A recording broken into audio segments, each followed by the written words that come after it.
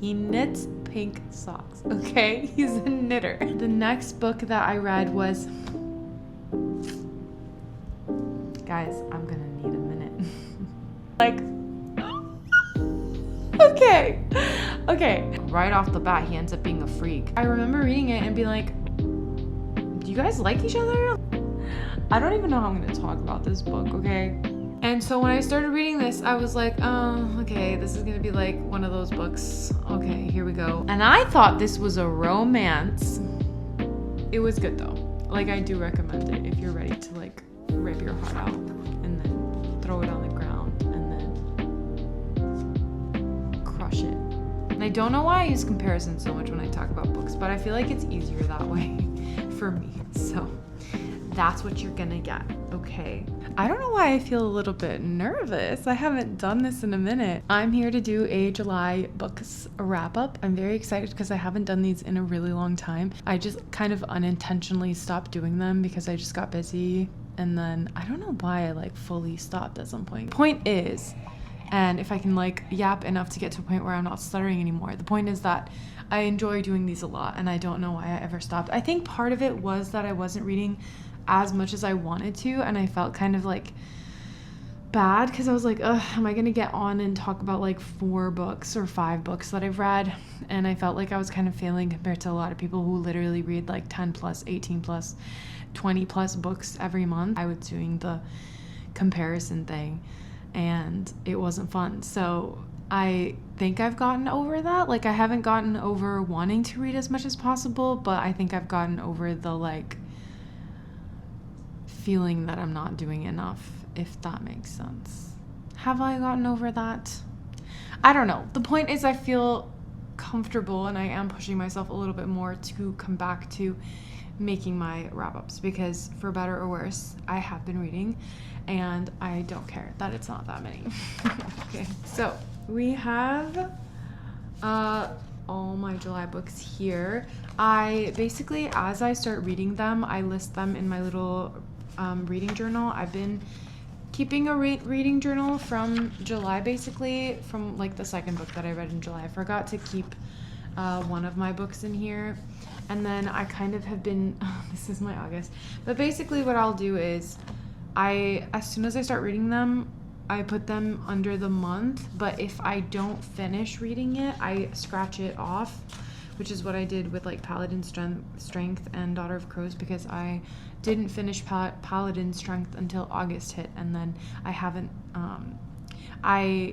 been reading Daughter of Crows as much as like another book that I've been reading, which is to say that it gets a little bit chaotic because it's not digital, because for the longest time, and I still use like Goodreads just automatically because I read on my Kindle, so it like automatically checks off my books as having been read. But I really like having like a written like record of what I'm reading, and it also feels like it's staying in my head a little bit more. I'm not super obsessive over the way that I record what I'm reading. I kind of just check in whenever I think to do it / get the chance. The thing is that like I take my Kindle with me everywhere, so sometimes I'll like go to a cafe and read, and then I'll want to make a note, but then I don't have my journal with me, and I don't know why I feel so much resistance to like writing it in my phone and then transferring it. I want it to be like more natural, where I'll be like reading it immediately, like pen to paper. Maybe I'll switch that up later on, because I do feel like it's not super conducive to like my like remembering as much as I want to, but then at the same time, like I'm enjoying doing this, and I also do make a point to like record every time I finish a book. So like regardless, as soon as I finish, unless I'm like out, and if I'm out, I'll like immediately when I get home write down. But I don't really finish books when I'm out and about anyway. I usually finish books at home anyway. That's all a long-winded way to say that I'm very happy with my reading journal so far. I've only gotten this far. But I really like it, and it's about 1 book per page. I'm really excited to like one day have this completely filled with books, and then I got another writing journal or reading journal. I read 6 books in July. I'm only talking about 5 of them. So the first book that I read, which I didn't put in my notes, and I think maybe that's why I left like a blank page, but I just forgot to like fill it out. Island the Silver Sea by Tasha Suri. This didn't meet my expectations, but my expectations might have been a little bit high. I had just read The Second Death of Locke when I heard about this one, and I put it on my TBR, and I basically heard that it was like a sapphic medieval gothic fantasy story, and so like I didn't know that much going into it, and that's usually how I approach my books, so I don't know how my expectations could have been that high, but it kind of just felt really forced. I didn't love the characters at all, like I didn't connect to them at all. I didn't really care for the like world building or the magic system.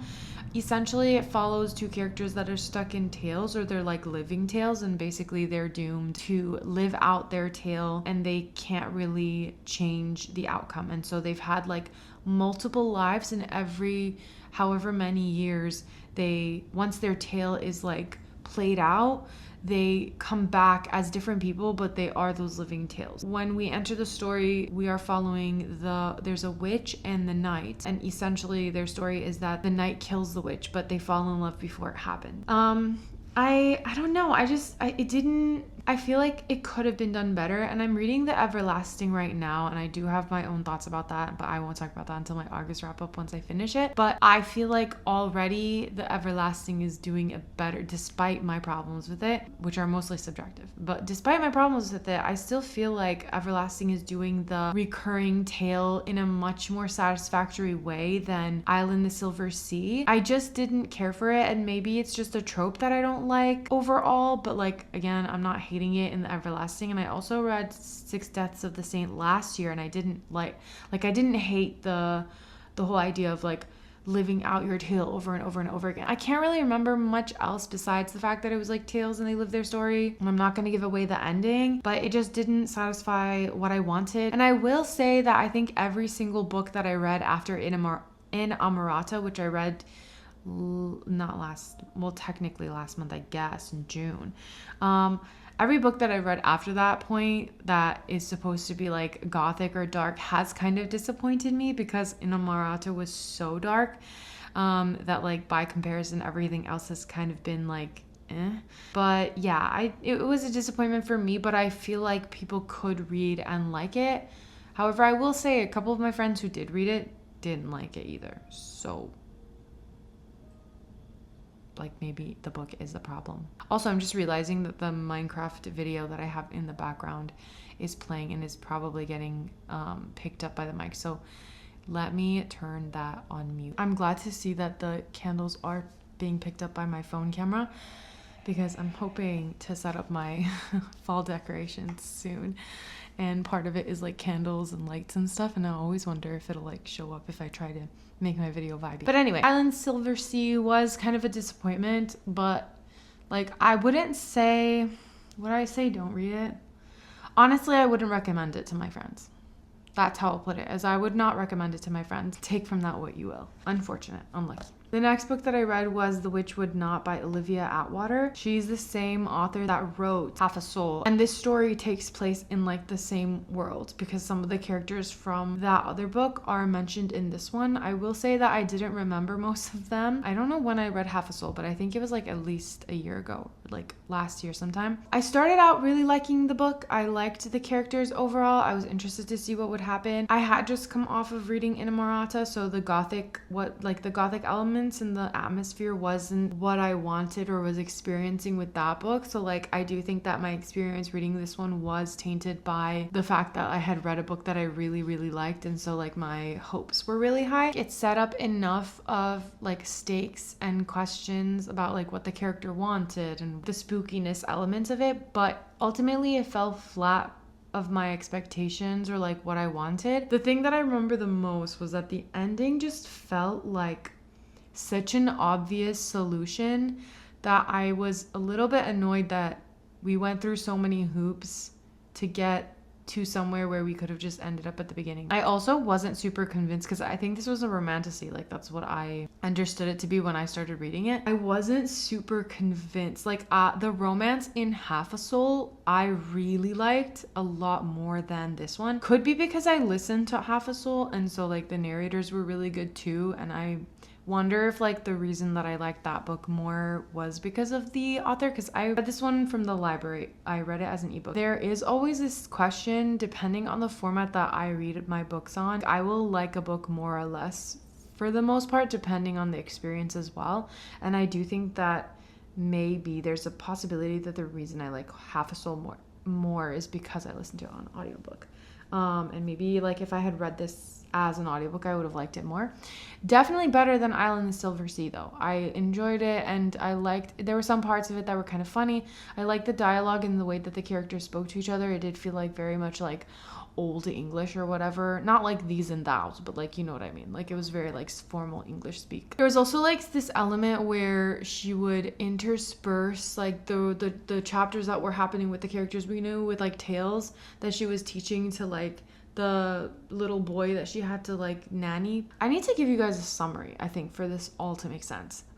So basically, Winnie is our main character and she goes to this house, but we don't know why she's there. But she's been invited there by the lady of the house, who also is the grandmother of Robert, who's a little boy that Winnie is being asked to mentor and teach and stuff until he goes off to boarding school. When Winnie first gets to the place, the door's opened by like the butler, Mr. Quincy, and then it turns out that Mr. Quincy, like, and this isn't spoilers because you find this out at the beginning of the book, but it turns out that he's a fairy, and like she's trying to figure out what the vibe is, because every time she asks someone about the fairy and Mr. Quincy, they can't tell her anything, and then she finds out that like, oh, he's used their name to control whether or not they can talk to each other and other people about him and like fairies in general. The romance ultimate, and that was the other thing too, is like I kept being like, is the romance going to be between her and Mr. Quincy? Because if that's the case, I'm not seeing the chemistry at all.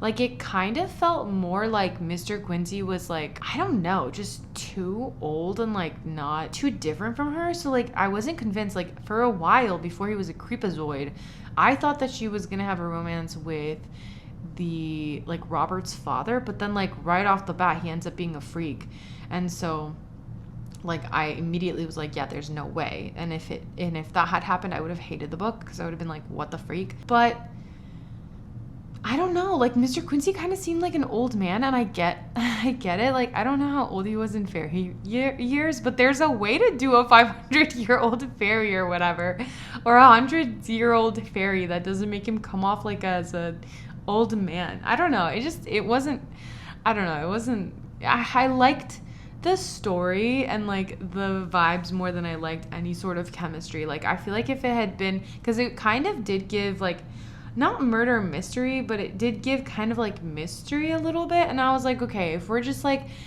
cozy fantasy mystery, we're trying to figure it out and there's not really a romance, I'm fine with that. But like Mr. Quincy, like I'm just not convinced. Like there's a scene where they're like sitting together and I don't know, like I remember reading it and being like, do you guys like each other? Like I mean, you're saying you do, you're like trying to convince me and hint that you do, but like this whole time I haven't felt like there's been much going on, you know? So yeah, that was The Witchwood Knot. I liked Half a Soul better, but I couldn't tell you exactly why. I just think that the romance in that one was probably better, or the audiobook narrator did a good job. Either way, better than Island in the Silver Sea, not as good as Half a Soul. And I don't know why I use comparison so much when I talk about books, but I feel like it's easier that way for me. So that's what you're gonna get. Okay. The next book that I read was Paladin's Grace by T. Kingfisher. So this one's like a fantasy, romantasy. Okay, I read this as an ebook through my library. I want a physical copy, okay? Especially Paladin's Grace. I actually ended up finishing Paladin's Strength, but not until August. So you're gonna have to wait until my August wrap up. I really, really liked it. It was very much like medieval times, like I wouldn't say gothic, but like medieval times knights, paladins, right? They're sort of knight. And but modern dialogue that was just, it worked so well. Like, if someone had pitched that idea to me, I would have been like, I don't know. Like, I don't know if I would have been convinced that it would work. I think I would be like, I feel like it just won't make sense. But they did, the T. Kingfisher did such a good job. Okay, I loved Steven. He, like, his whole thing is that okay, wait, I'm getting ahead of myself. So basically, the paladins of the Saint of Steel, their god has died. They don't know how, they don't know why. And I'm really hoping, as a side note, I'm really hoping we find out why that happened, because I've read 2 of the books so far, and it feels like the arc that, like, spread across the 2 first books has kind of been concluded. But, like, the bigger question of, like, how did the god die hasn't, and I'm hoping that it'll come up in the next one. I mean, but I loved the characters, and I loved the plot, and I liked the vibes. Like, it was so good. So basically, you have Steven, our main character, who is a paladin. Him and his brothers and sisters, because there's also, like, female paladins. They've been taken in by the Temple of the Rat since their god died, because they don't know what to do with themselves, because basically they're, like, they're berserkers, which, like, I love that word, berserk. Like, I hadn't thought about that word in so long.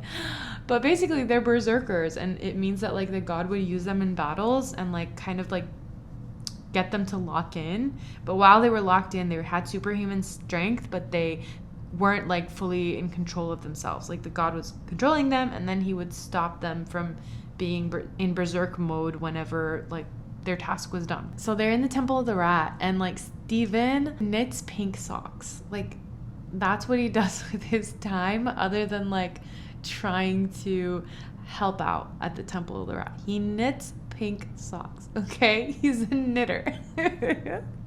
Guys, I love this book so much. It was so good. And then you have our other character, Grace, which I love, because I was like, oh my god, Paladin's Grace. Like, up until you learn her name, I was just like, oh, like, is he graceful or something? And then you meet the character, and it's like, okay.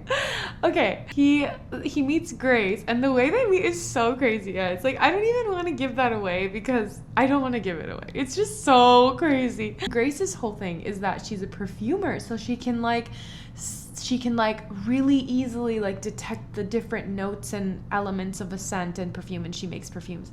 And I just, like, I love perfumes. I don't wear them often enough. Like, I need to wear them more, but I love perfumes. Like, I have a little collection. Could not tell you unless I looked it up what was in those perfumes, but I love it. So, like, the sense of, like, smell was really high in these books. Like, you're constantly being told, oh, like, literally she kept saying how Steven smells like gingerbread, and then you end up finding out, like, why. It's just so cute, guys. It was so cute. Like, the balance between the romance between these 2 characters, which I believed, okay, it was so good. And the plot that happens, it just, chef's kiss. The crazy thing, too, though, is that, like, it didn't get as dark as I expected it to. And not to get ahead of myself, but I stand by that even after reading Paladin's Strength. Like, I expected this plot. I think there's, like, a spider dangling in front of my camera. Yeah, he's dangling. It's a baby spider, too.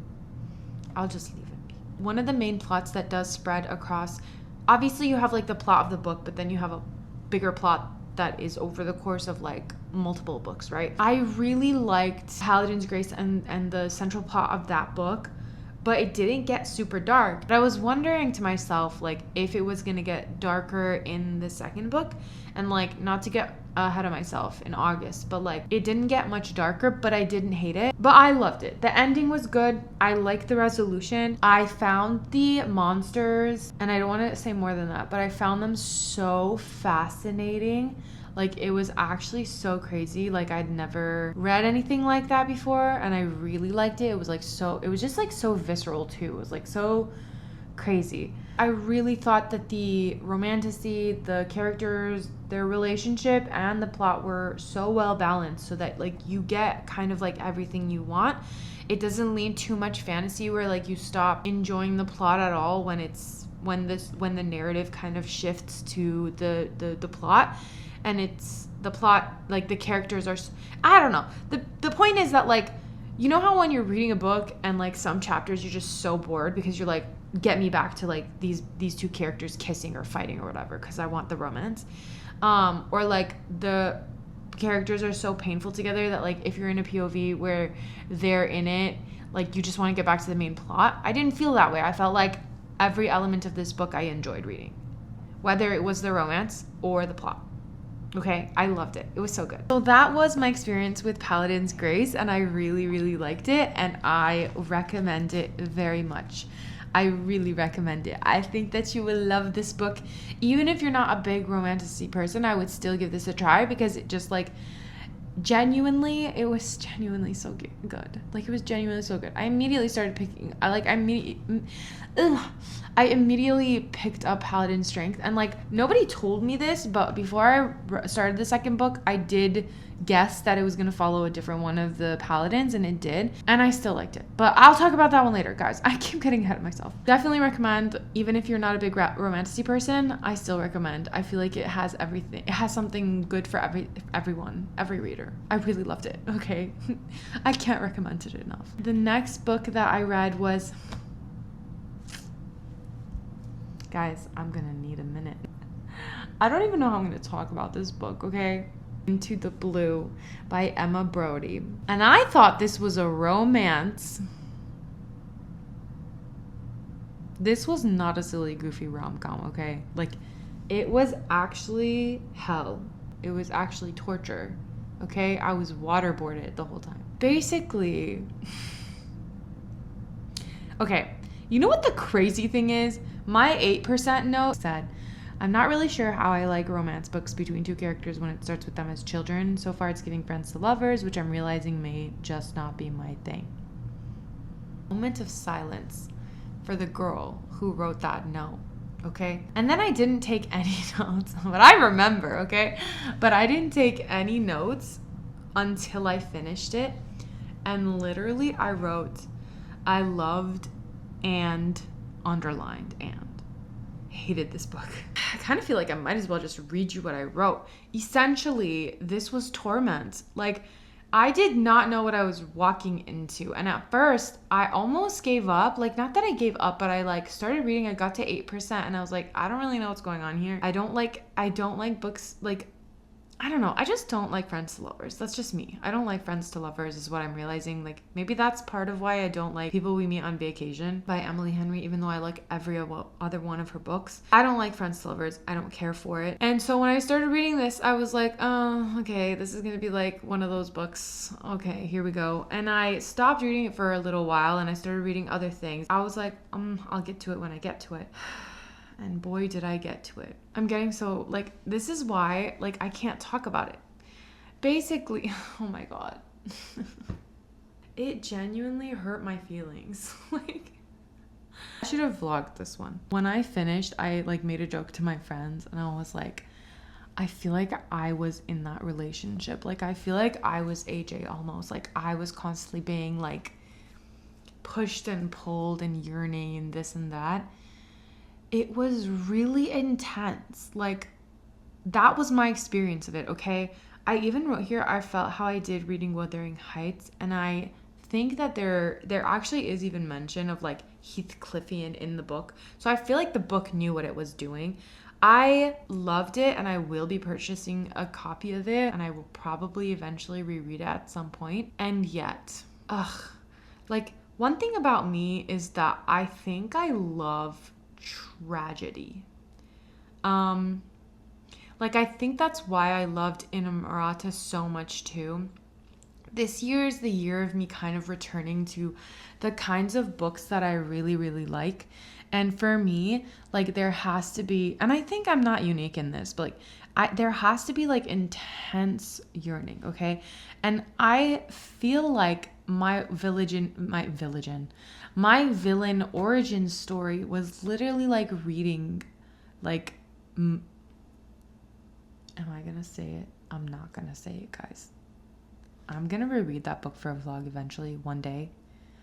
And my wish is that I read that book, that I'm not going to say the book, but my wish is that eventually I reread that book for a vlog one day, and that is the video that goes viral and people start calling me that book girl. Like, that's what I hope. And I'm putting this out in the universe. I'm going to leave this in the video, but I'm not going to tell you what book it is yet. And I might make the video and it might flop, but I don't care. Eventually I will make a vlog of me rereading that book.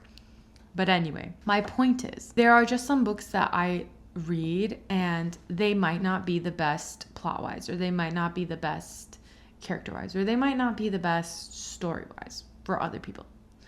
I don't think Into the Blue is like that. I think that The Yearning is just so good that I think a lot of people would like it. But this, in tandem with Inamorata, which I know that most people won't love Inamorata because I just think it's a specific type of book that like specific people would have the, like, I don't want to say capacity because I don't want it to come off as like, oh, like you have the capacity. It's more so like the desire to read something like that, if that makes sense. Like, I don't know how to explain it. Into the Blue was a wild ride. I cried so much. I stayed up several nights until like 2 a.m. reading and sobbing.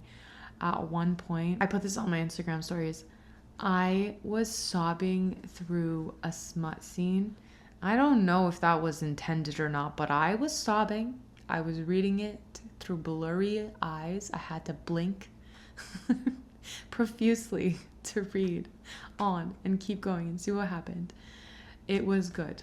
It was really good. It's probably going to be one of my favorite books of the year.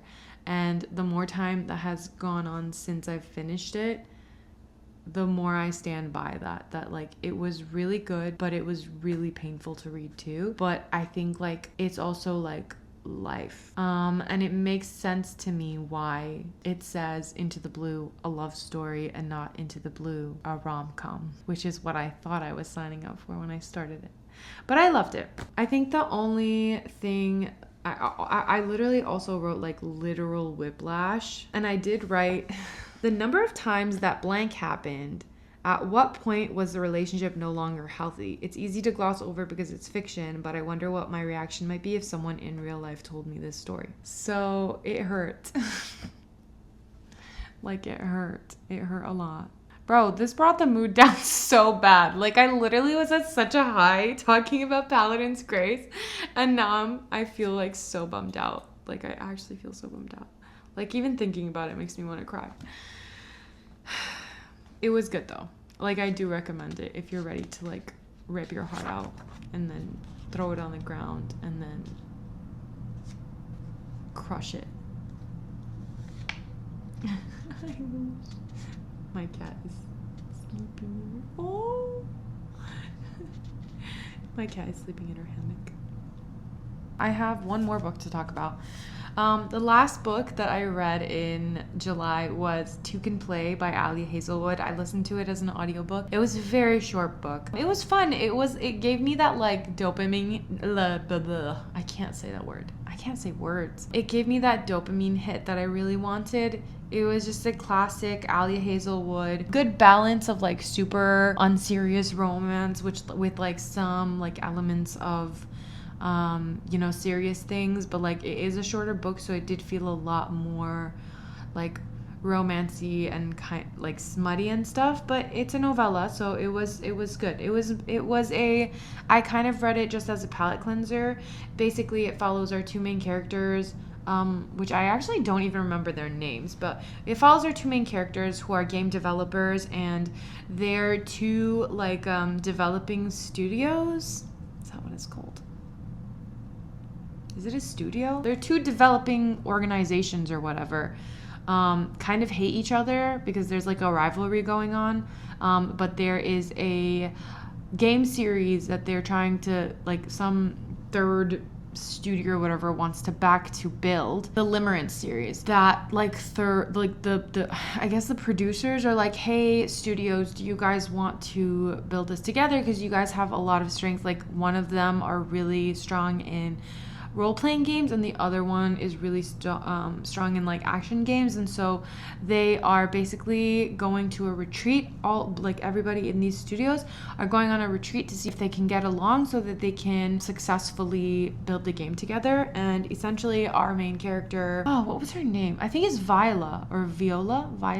I think it was Viola. Thinks that the guy hates her because like they've interacted over the course of like previous years, and he's always kind of like either avoided looking at her or he even said something really messed up once. So like it's very much misunderstanding, and it's cute. Like I enjoyed reading it. It was fun. I think that like, I don't know who I was saying this to, I guess as my like closing remarks. Oh, one of my friends. So basically I was talking about Into the Blue on my Instagram stories, and one of my friends was like, I could not read more of this because like I couldn't get past the bad writing. And I will say that like maybe the beginning, just, I don't know if I would say that it was bad writing, but I definitely would say that it was elementary. But then also like my personal like expectations of romance is very different to my expectations of like, I don't know, an East of Eden. And I mentioned East of Eden because I want to read that one soon. It's just like different, the way that I expect, like what I expect out of a romance novel, or like I guess a love story in the case of Into the Blue, is very different from like what I would expect out of, I don't know, what's another book that I've read? Like, I don't know, Game of Thrones, or like every genre has its own like even way of writing. I think amongst all the romance that I read, I feel like Emily Henry writes better romance than Ali Hazelwood. But I don't think that like Ali Hazelwood's books are like bad, just because the writing is like more accessible or like more simplistic. It was good. Two Can Play was good. I loved Into the Blue. Like, I don't think I was paying attention to like the writing style as much as I was paying attention to the characters and the plot and like what was happening. And so I do think at a certain level, like even if the writing isn't super flowy or like aesthetic, I don't know if writing is aesthetic necessarily, but like very beautiful and well crafted, like I think that part of the point is to get lost in the book. And if you're pulled in enough that you're not paying attention directly to the language and you're more so immersed in the story, like it's still succeeding. So like even with Two Can Play, like it's a silly book, it's a palate cleanser. I wouldn't deem it like high writing by any means, but it was fun and I recommend it if you're looking for like a short book to read. That's why I picked it up, because I just wanted something to listen to that was light, especially after reading the super heavy thing that was Into the Blue. It definitely like affected me, and I think that's the point of books that you read, is for them to affect you. And so like I consider a book successful if it affects me. Yeah, that's all I have for you today. I hope that you liked listening to me yap. I hope that I made sense. I know for some of these, if not all of them, I was jumping around a bunch, but like I'm trying to find my rhythm again with talking about the books that I've read. Let me know if you have read any of these. Let me know if you have them on your TBR, like what you've heard of them. And I would love to know if you do read any of these after the video, like on my recommendation. I would love to know like what you thought about it. If you agreed with what I said, if you disagreed with what I said, I'd love to know. If you would like to connect with me and see what I'm reading in real time, you can follow me on Instagram. It's linked in my description. I just want to say another thing before I go. Someone left a comment on my last video and said something along the lines of like, thank you for taking the time to make the video. I'm getting all flustered. Thank you for taking the time to watch me. Like, I know that I'm such a small account, and I really truly am doing this because it's just fun to talk about. Like, I'm not trying to be an influencer. I think being an influencer is really scary. Like, I do want to like succeed, obviously, in like making my book videos, but like I'm not out to become like famous or anything by any means. I just want to make videos on books and talk about my books that I'm reading and stuff like that. I just love doing that. But that comment just really stayed in my mind because like it does take time to make my little videos, and I'd never thought about it that way. It kind of just like was a self-imposed thing where I was like, oh yeah, I have to just make it. Yeah, I don't know. Just I don't even know if I'll leave this in because I feel like I sound so stupid trying to say this. My point is, thank you so much for watching, and thank you for putting the time to watch me, because I know that I'm not the most eloquent all the time, but it really means a lot to me that you're here and that you're watching me, and that you're responding, and hopefully that you're reading the books that I'm talking about or have read them and like hearing what I'm like, my take on them. Yeah, just thank you. Thank you for being here. Thank you for watching. And yeah, thank you. I don't know what else to say. Okay, I'm gonna go. I will see you in my next video very soon. I'm hoping that my next video will be my fall video, like my fall decorations. Like, it might be early, but everybody's saying October, and I agree. So I'm gonna start decorating for fall soon. And yeah, thank you so much for watching, and I will see you guys in another video very soon. Goodbye.